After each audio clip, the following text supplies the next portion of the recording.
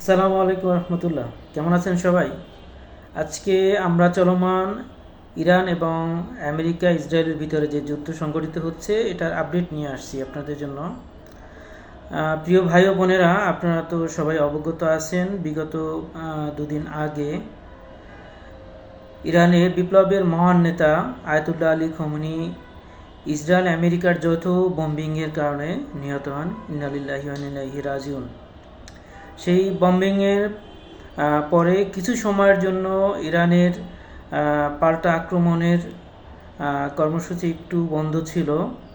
এই সময়ের ভিতরে ইরানে 40 দিন ব্যাপী রাষ্ট্রীয় শোকের ঘোষণা দেওয়া হয়। সাথে সাথে ইরানের প্রতিরক্ষামন্ত্রী, সেনাবাহিনী প্রধান যে নিহত হয়েছেন এবং শীর্ষ যেসব কর্মকর্তা নিহত হয়েছেন তাদের রিপ্লেসমেন্টটা এনশিওর করা হয়।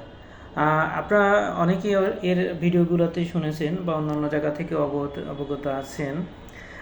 ইমাম খমেনি মৃত্যুর আগে প্রতিটা রাষ্ট্রীয় গুরুত্বপূর্ণ পদে 4 জন করে মানুষ নমিনেট করে রেখেছেন, যাতে একজন মারা গেলে আর একজন দায়িত্ব গ্রহণ করতে পারে।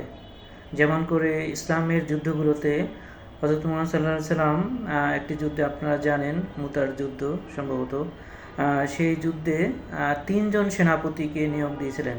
এটা যুদ্ধের ইতিহাসে বিরল ঘটনা ছিল এবং দেখা গেছে সেই যুদ্ধে 2 জন সেনাপতি নিহত হন এবং সর্বশেষ 3 নম্বর ছিলেন খালিদ ইবনে ওয়ালিদ। তার নেতৃত্বে ওই যুদ্ধে মুসলিমরা জয়লাভ করে। ঠিক একইভাবে ইমাম আয়াতুল্লাহ আলী খোমেনি মৃত্যুর আগে গুরুত্বপূর্ণ জায়গাগুলোতে ডিপ্লয়মেন্ট করে গেছেন।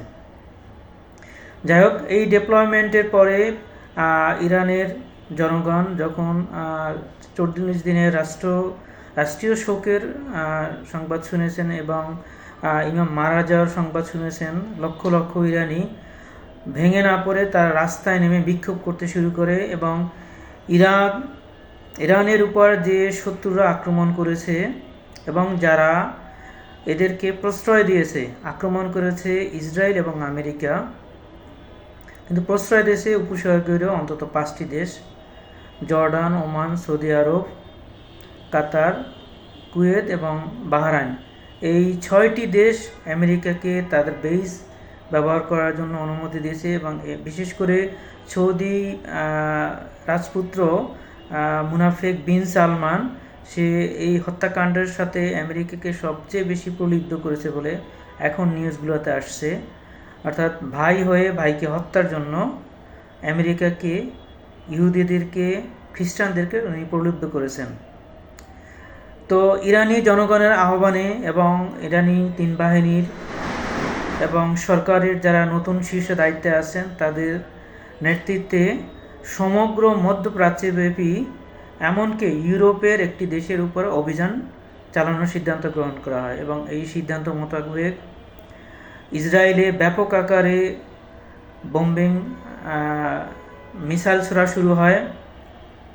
কুয়েত, কাতার, ইরাকের যে আমেরিকান বেজ যতটুকু ছিল সেখানে, বাহরাইনে আমেরিকার 5ম নৌবহর যেটা ছিল সেই নৌবহরের উপরে, এছাড়া ইরাকের ইদলিব অঞ্চলে, ইদলিব যেটা আপনারা জানেন যে কুর্দিদের দখলকৃত একটি অঞ্চল, যেটা ইরাকের কেন্দ্রীয় সরকার থেকে আলাদা একটি স্বায়ত্তশাসন ভোগ করে এবং এই স্বায়ত্তশাসন মূলত এখানে আমেরিকার শাসন চলে এবং এই ইদলিবের অনেকেই ইসরায়েলের সাথে সরাসরি কানেক্টেড। ইদলিবের লোকজন অনেক সময় এই কুর্দিরা মিছিল করতে গিয়ে কুর্দিদের যে নিজস্ব পতাকা আছে এর বাইরে ইসরায়েলের পতাকাও তারা ইউজ করে এবং এখানে বৃহৎ একটি সামরিক ঘাঁটি এবং মিলিটারি হার্ডওয়্যার এস্টাবলিশ করছে আমেরিকা।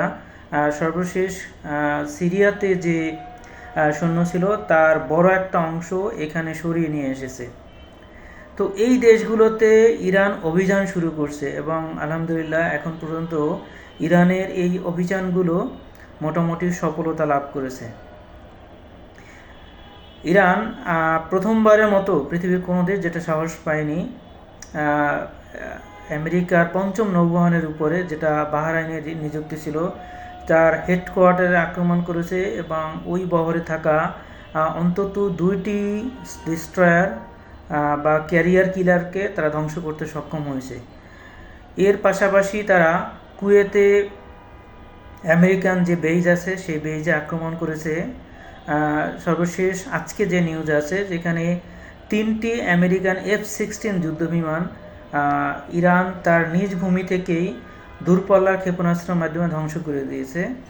এই প্রথম একই সাথে এক লটে একই দিনে 3টি F-16 যুদ্ধবিমান ধ্বংস হওয়া পৃথিবীতে এই প্রথম।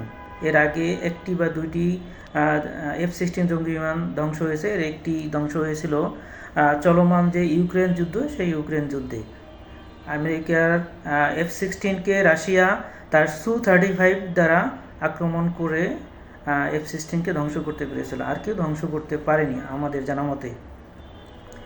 এরপরে সৌদি আরবে সরাসরি যেমন আমেরিকান বেইজে ইরানি বাহিনী মিসাইল এবং ড্রোন দিয়ে আক্রমণ করেছে, ঠিক একইভাবে তাদের যে প্রক্সি বাহিনী ইয়েমেনের হুতি আনসারুল্লাহ বাহিনী, তারা আরামকো সহ অন্যান্য যে বড় 6টি তেল কোম্পানি আছে সেই তেল কোম্পানিগুলোতে আক্রমণ চালিয়েছে এবং ব্যাপক আকারে আক্রমণ চালিয়েছে এবং এই তেলের উৎপাদন অনেকাংশেই হ্রাস পেয়ে গেছে।